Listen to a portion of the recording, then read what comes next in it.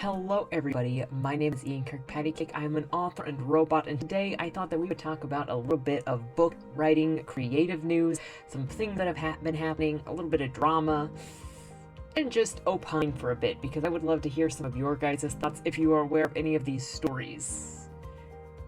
I would say all of them are ridiculous, but a lot of stories coming out of the writing industry or the publishing industry are pretty ridiculous in general.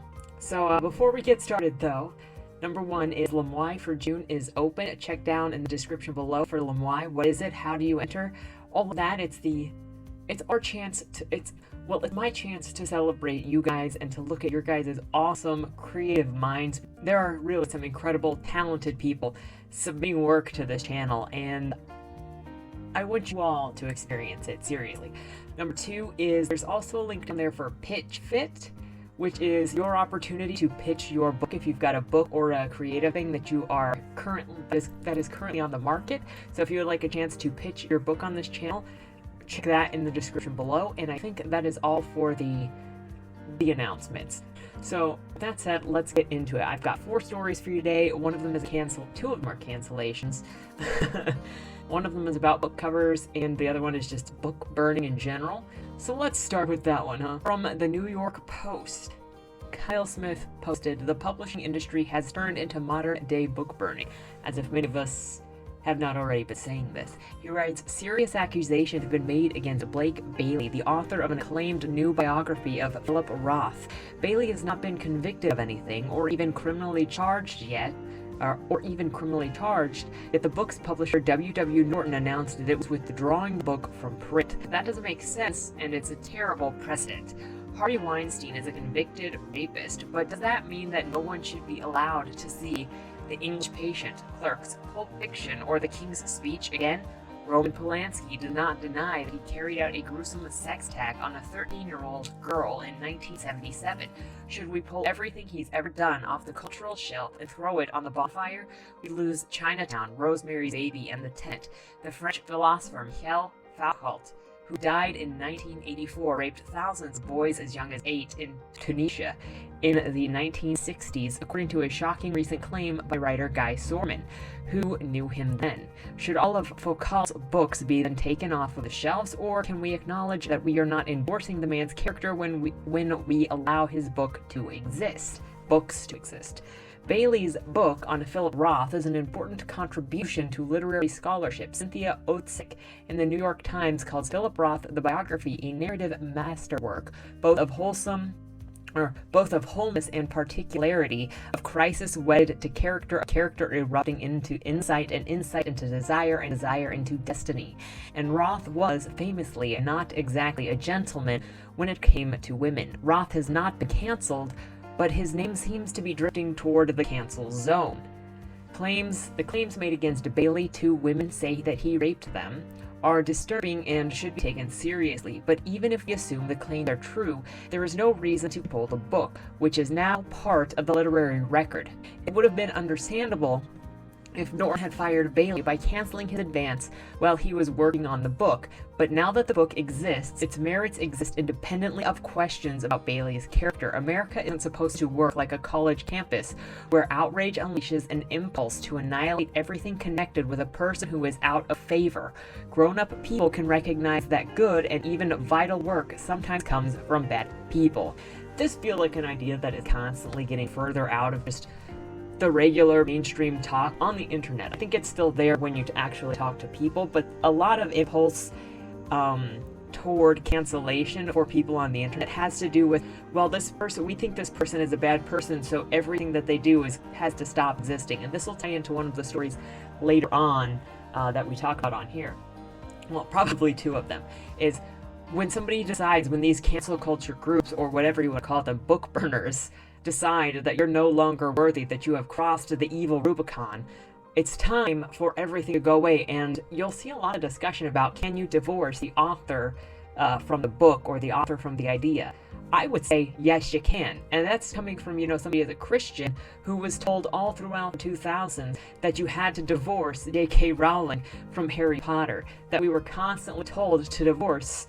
And that goes with Roman Polanski. We've been told to divorce him from his his crimes from his art as well. It's been such a thing throughout forever. I've got Marquis de Sade's book over there, and he was definitely not a good person. His fiction is also not about being a good person, but you can divorce the artist from the art and absorb the ideas that they have to share, whether they're good or not.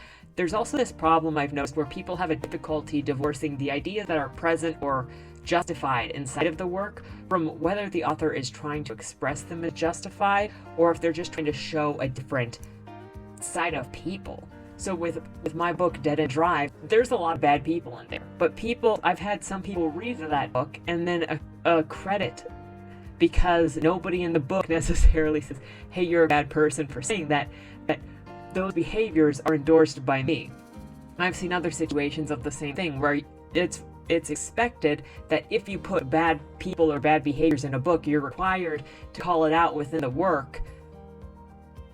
But there are many times when just writing the behavior and then showing the destructiveness that comes from that behavior, even when unchecked, especially when unchecked, it says it's a dangerous and bad POV to have in general. You don't have to have somebody going, hey, you're a racist, hey, you're a sexist, hey, you're an evil person, when they're obviously showing evil behavior. But that's also become a thing. I've noticed with a lot of the contemporary books that I've been reading that the authors like to lay out all of the intentions and all of the choices and why the choices are made in the inner monologue or the narrative, just so there's not any mistake. And so they also finger wag at who you're supposed to be finger wagging at. Oh, just know that man is evil because he's doing these bad things, and I know that he's evil. But you don't need to do that. Readers are smarter than that. Except for a couple few that look for any reason they can cancel you and go, look, they didn't say this is bad enough. But good ideas can come from bad people. Look, even the worst people could be right about one or two things. I'm not gonna say that Hitler was correct, okay? But do you believe that he was correct in being a vegetarian? Or is being a vegetarian wrong now because Hitler was a vegetarian?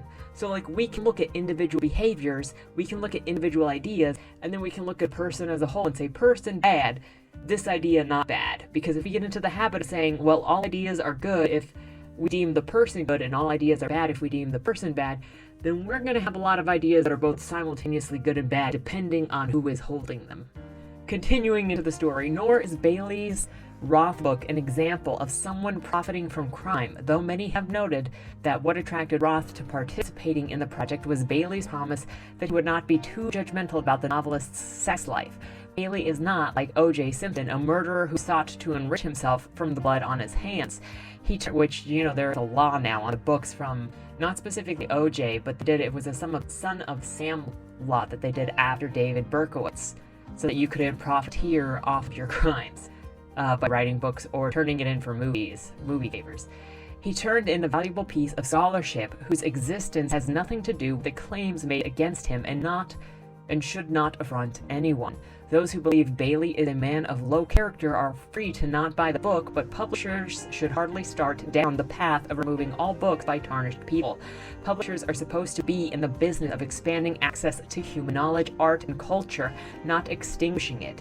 And if mere accusations of sexual misconduct by an author are enough to render a book unpublishable, the books written by three of our last five presidents should be unpublished too. And I've mentioned this before in other videos about cancellations of books or about the judgment of who should be published and publishing based on whether somebody is morally correct or not. We got books that are published about or by about or by serial killers, about or by actual criminals that have been convicted.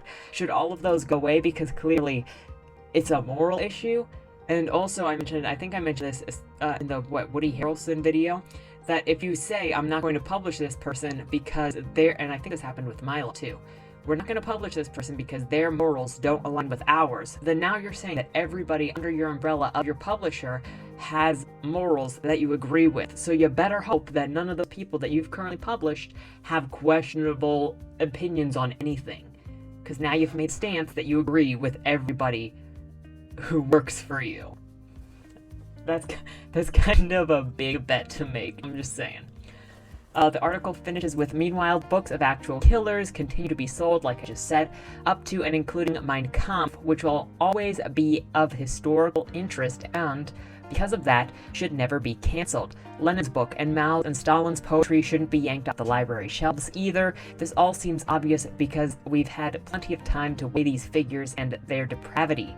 That the charges against Philip Roth's biographer are news should not blind us to what's happening. The culture is being menaced by the 21st century's equivalent of book burners. Their willingness to let their emotions guide them to destruction is a disservice to humanity. For real, and I'm glad that the New York Post is taking a stance on this. I need to see more people in mainstream taking a stance on this because we've been dealing with this for years, and it's only been getting worse as more and more people have been attempting to cancel or get canceled because of morality checking. We'll get there. Speaking of morality checking and canceling people, that's what the second story is about. Harry Potter quiz nixed from book festival as J.K. Rowling is canceled again, continuously canceled. As if we don't know this already, I've done a video about J.K. before, but she just continually gets canceled. This is from Business and Politics Review this is an article by Business and Politics Review by Tyler Hummel. J.K. Rowling, the author of Harry Potter, is facing a backlash once again from her transphobic comments of women and trans women are biologically different, is pretty much what her main statement is. A literary festival in Feathertown, New Zealand has cancelled a Harry Potter-themed event at the festival due to pushback from the LGBT community. The event, a yearly Harry Potter trivia quiz for children, is about to celebrate its sixth celebration. To date, the event has been one of the most popular at the festival, but event coordinators felt that it was too controversial to continue. The overwhelming response was there was a risk around causing distress to particular members of the community, and that was the last thing that was the last thing that we wanted to do. We always thought a Booktown should be inclusive, welcoming place for everyone, so we took the decision not to go with Harry Potter. But what about those people who found friendship and fellowship in Harry Potter, and now you're saying, well, you're kind of bad people if you enjoy Harry Potter? Look, you can't be all inclusive by calling other people exclusive. There's no way that you can include everybody. I'm just saying, so you're putting a hierarchy on who is important and who is not important. The article continues that Rowling remains the target of months-long concerted cancel culture campaign that continues to shame her for her supposed controversial views on transgenderism. Last year, Rowling penned an essay wherein she argued that a woman is not a costume and that the transgender issue needed to be better examined. Quote, I'm concerned about the huge explosion in young women wishing to transition and also about the increasing number who seem to be detransitioning, which is returning to their original sex, because they regret taking the steps they have, in some cases altering their bodies irrevocably and taking away their fertility. Rowling's own experiences with marital abuse and body image suggest that she is very cautious about the proliferation of gender dysphoria among the youth. LGBT organizations and activists across the world made a concerted effort to call her comments out. She was declared a TERF, which is a trans exclusionary radical feminist, by her fans, and the most extreme among them even began burning their copies of the Harry Potter books. There's not really a whole lot to say on that. It's just, when you play these games of appealing to a certain, specifically political side of culture, rather than just telling stories or just being involved with the creative side and ignoring more or less stuff that's outside of that genre. And I'm not saying as an author you can't interact, and I'm not saying that as an author or creative you can't interact with politics or whatever. But the politics side should be separate from the art side for anybody. Whether you're running a festival or whether you're the author or you're an actor, you don't need to target your fans or your audience when you're making statements, or the enemies of what you believe. If they shouldn't even be enemies, it's just a disagreement.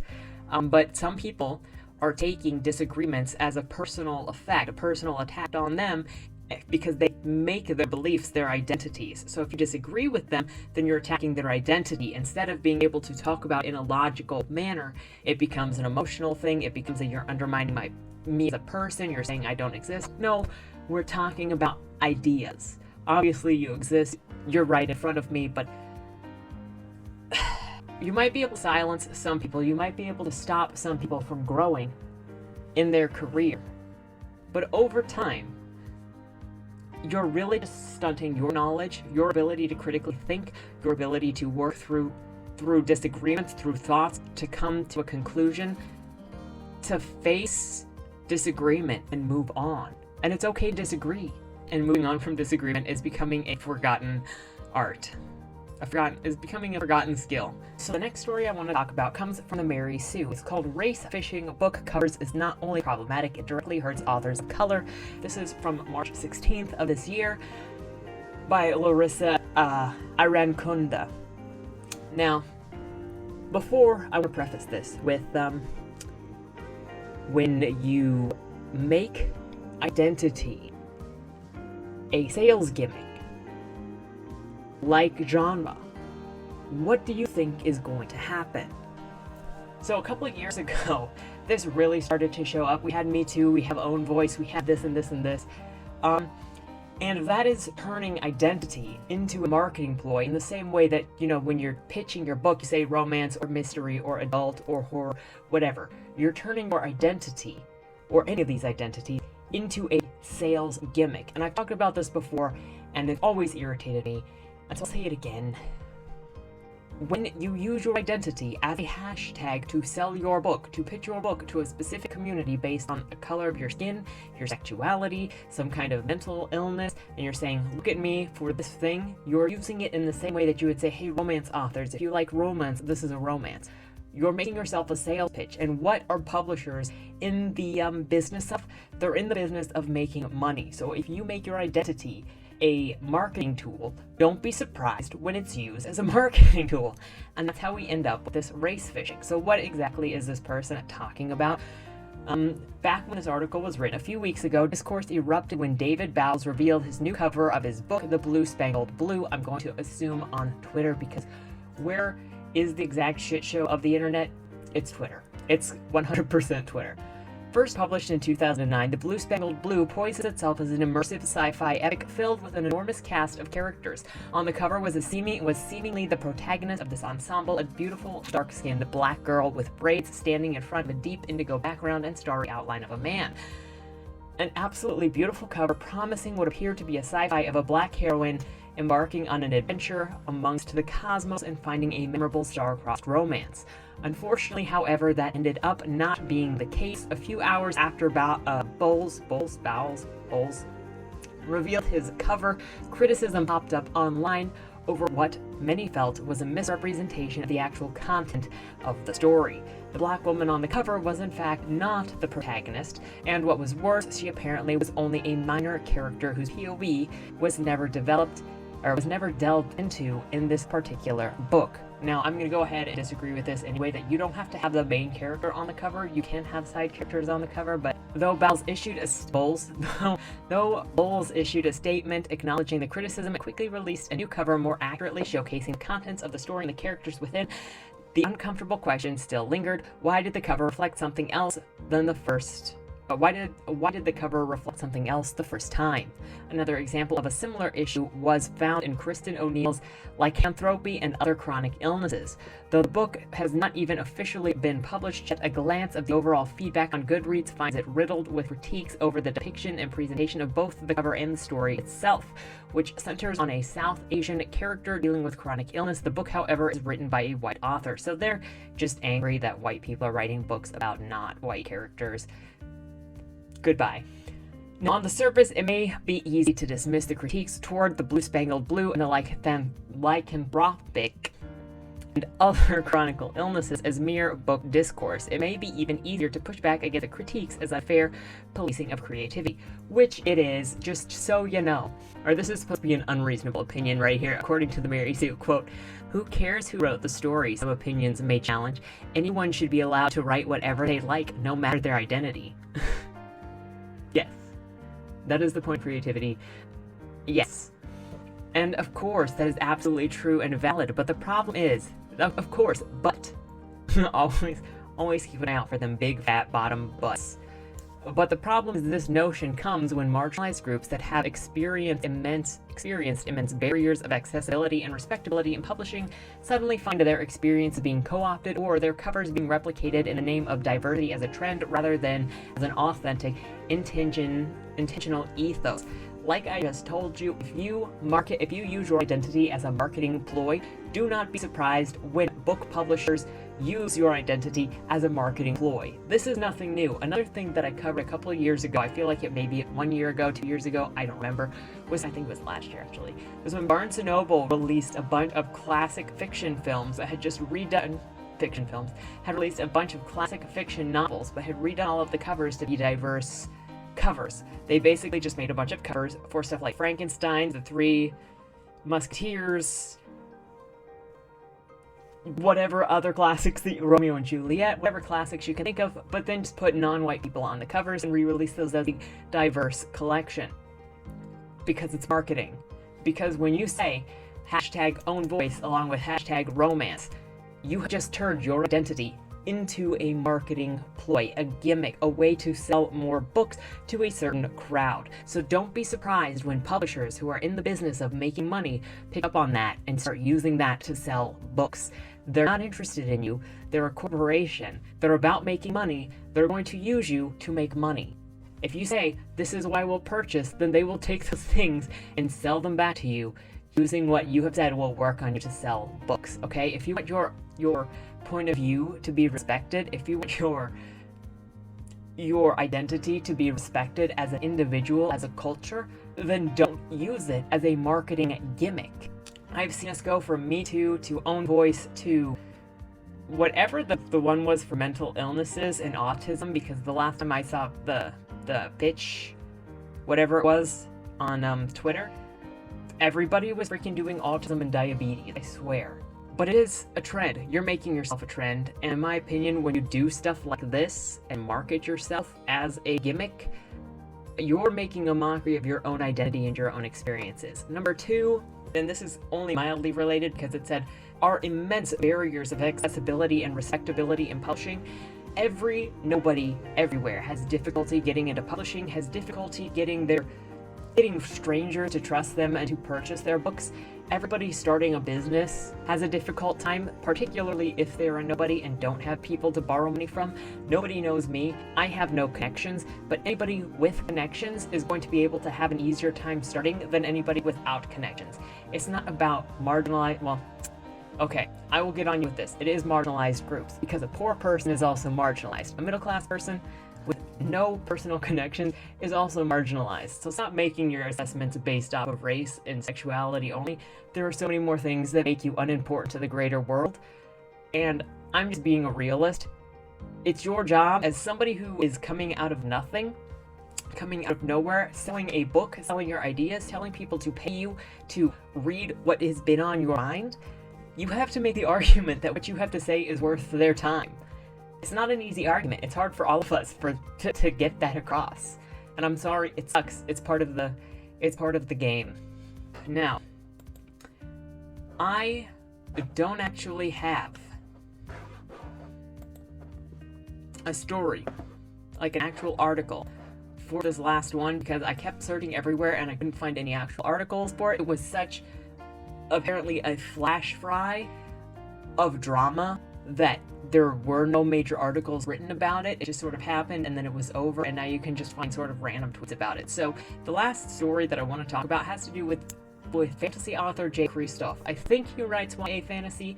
I couldn't tell you for sure. I know that it's fantasy, but I don't read him. I've never read him. I couldn't even tell you his name until like a couple weeks ago when this whole thing happened and somebody else said, hey, did you see what's going on with Jay Kristoff? Jay Kristoff. See, I obviously don't even know how to say his last name. So Jay Kristoff is an Australian fantasy writer, and he's been writing for a number of years. I know that one of his bigger series, I couldn't even tell you what his freaking big series is. Night something? The Nevernight Chronicles. I couldn't tell you which stories people specifically have problems with other than the Nevernight, but he has a number of works. So a few weeks ago, a couple of people on Twitter got mad because a subscription service called LBRY included some Jay Kristoff books or a book inside of their monthly selection. The problem? A couple of people on Twitter, and I do mean just a couple, had already decided that Jay Kristoff was an offensive no-no word that nobody was allowed to support. You know, back to the first article that we read today on modern book burning, where once you decide that they're a moral evil, you must never speak their name again unless it is to curse them, and nobody is allowed like them.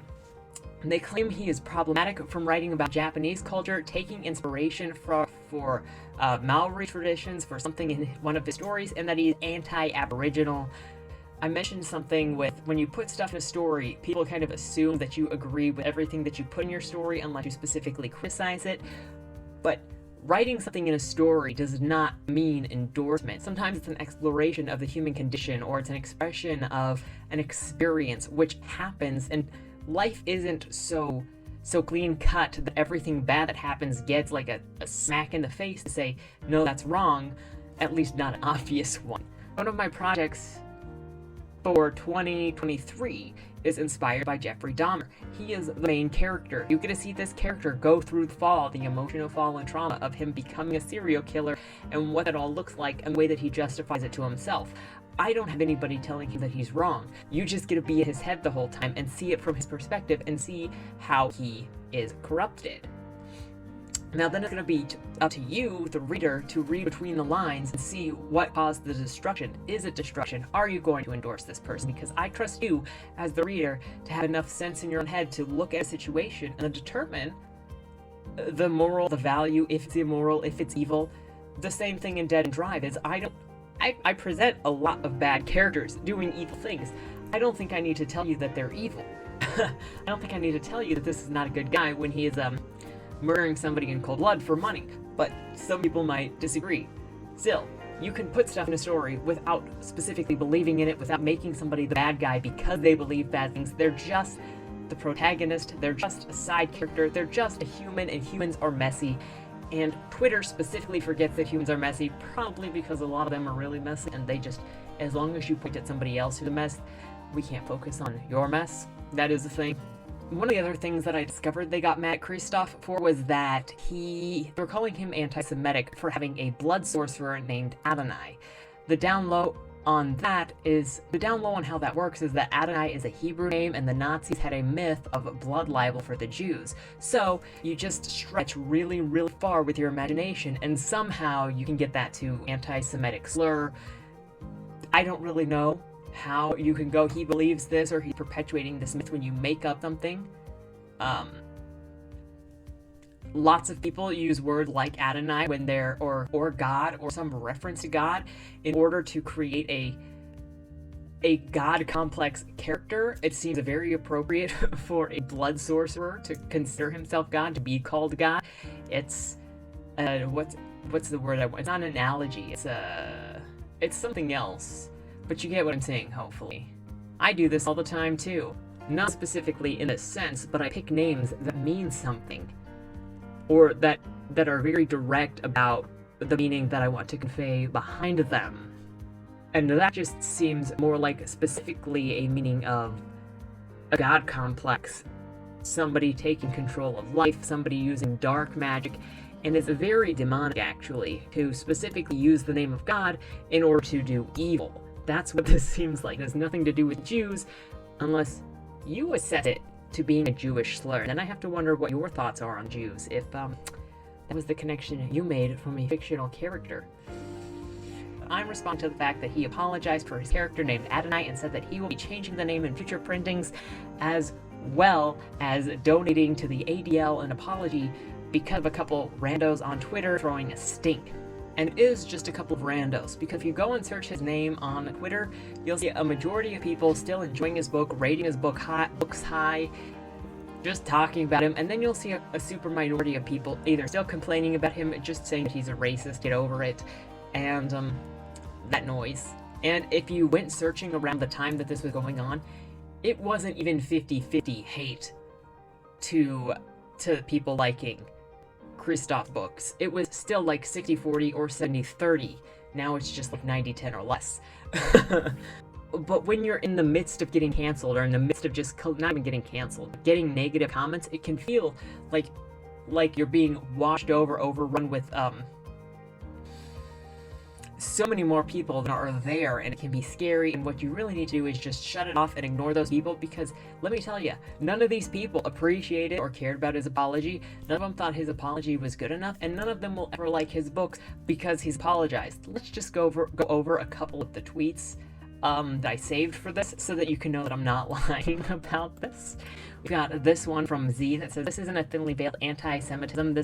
These are age-old tropes bundled up into a fantasy world. How did Jay Kristoff get published with this anti-Semitism? Oh wait.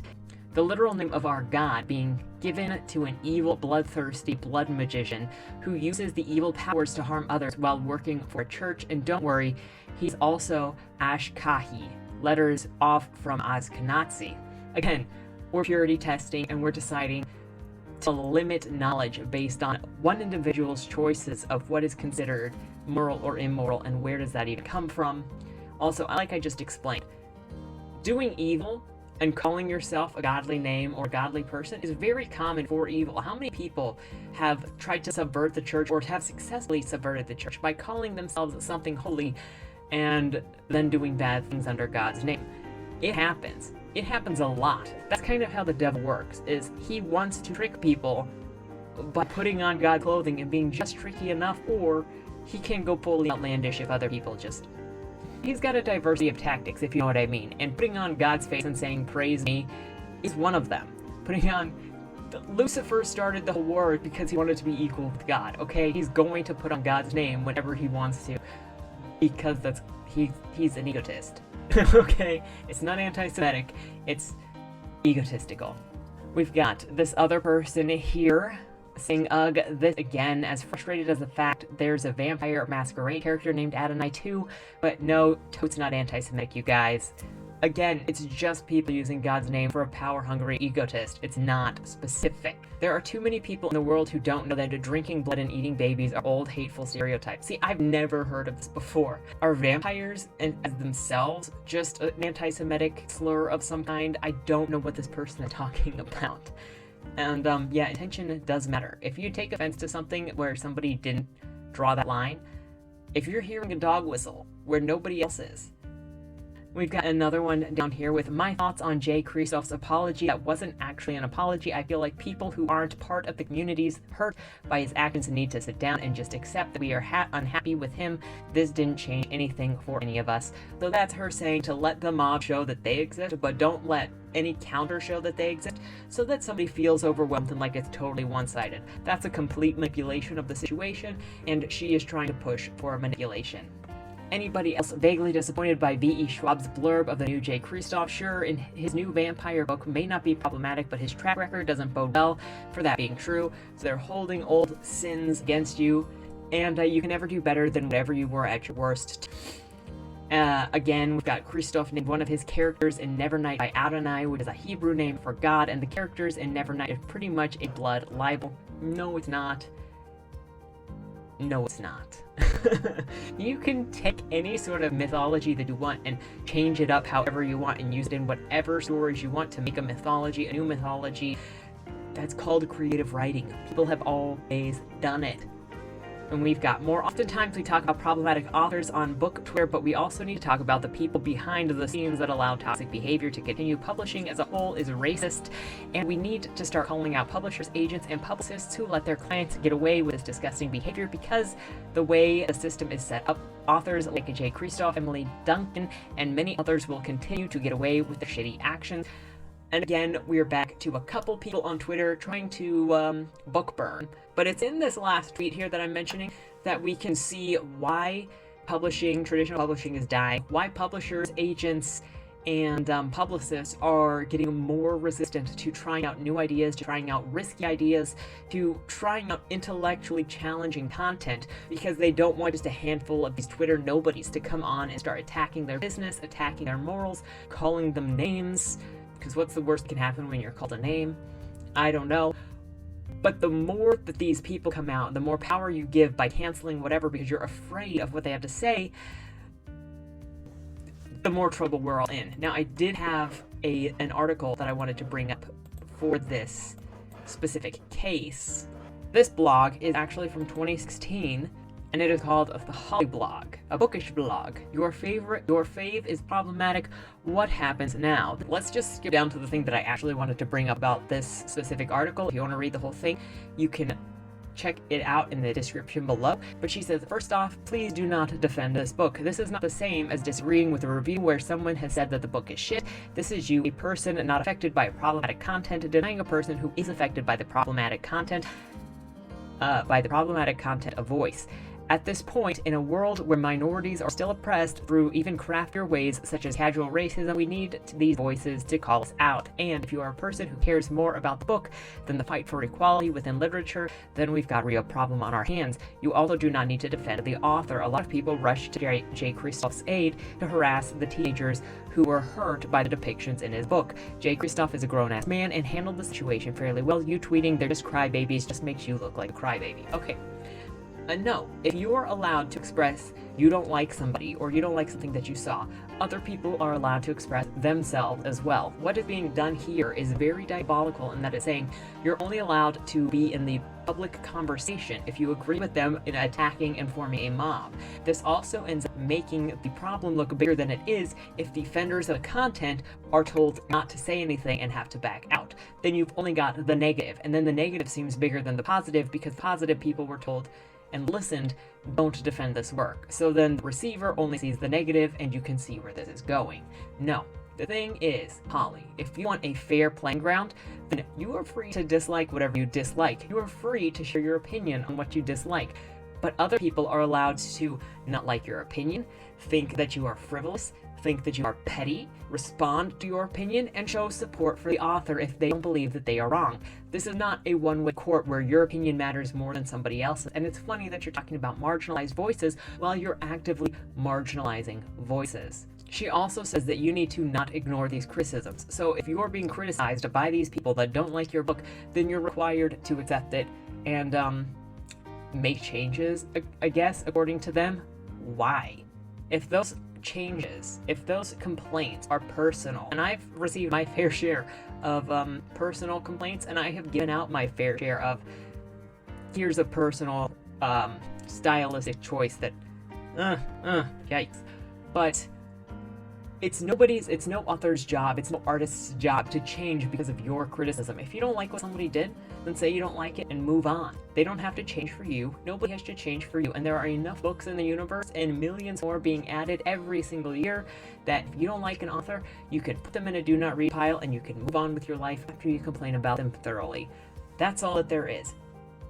But when you're looking at something like this, where they're saying shut down half the Discord, when they're saying you have to listen to me, when they're trying to actually marginalize more voices, that any voices specifically that disagree with them, then you know that they're not open to intellectualism, they're not open to discussion. This is all about control, and this is about limiting what you're allowed to think, what you're allowed to read, the human experiences, and we're back to the book burning article that we opened up with. So, just know, I'm going to close this out with a comment on just know, if you are on the receiving end of something, of a mob like this, the best thing to do is to just log off, let it go. These people are never going to accept your apology, and they were never your fans. They're never going to take your book back because you've already wronged them and they think that you're evil. So just continue. The best thing that you can do, the best way to fight against this cancel culture, against this book burning, is tell your authentic stories. Tell the best authentic stories that you can. This doesn't mean ignore all feedback in writing, but find the people that you trust to give good feedback, that care about your story that you're telling, your voice, your whatever, and trust those people with their feedback. But random reviewers, random individuals also saying shut down half the conversation, they're not interested in your growth as an author, they're not interested in your stories, they're interested in limiting thought and scaring you in silence. Sorry is for when you actually believe that you've hurt somebody or you've done something wrong. It's not for when people are screaming at you because they feel hurt and you better listen because they're screaming in your face. That's an abusive relationship. Sometimes I really understand why the asylums were full of hysterical women. I'm just gonna say it.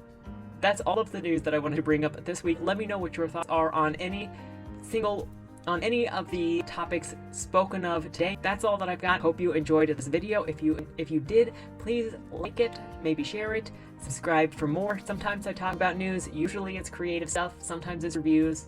I'll be doing a book review next week. And if you want to join me on social media, I'm over there on minds.com, where I also share the link to the Lloyd Stream, which is the Friday night book reading session that we do on this channel. It's a lot of fun. We're currently reading cyberpunk book The Low-End Kid by Robert Crone. So if you're interested in joining us for that discussion and reading, because we talk about craft, head over to Minds and you will find the link every Friday. With that said, thank you so much for stopping by, and I hope you have a good week. Don't die. Dear Madam Astra, that's me.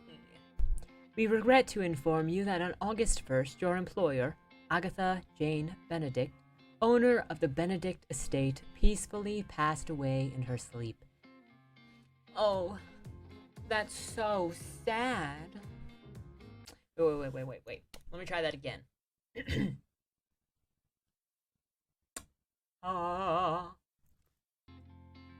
Oh my goodness, that's so sad. Yeah, I think I'm ready.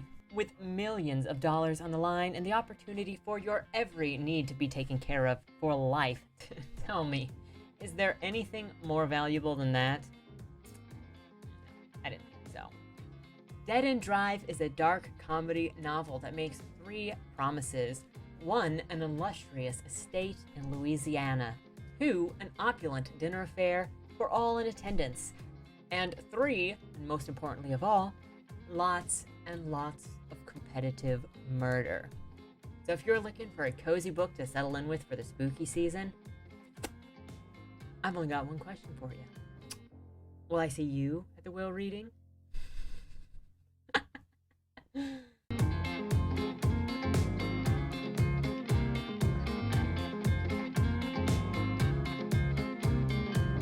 Only losers lose!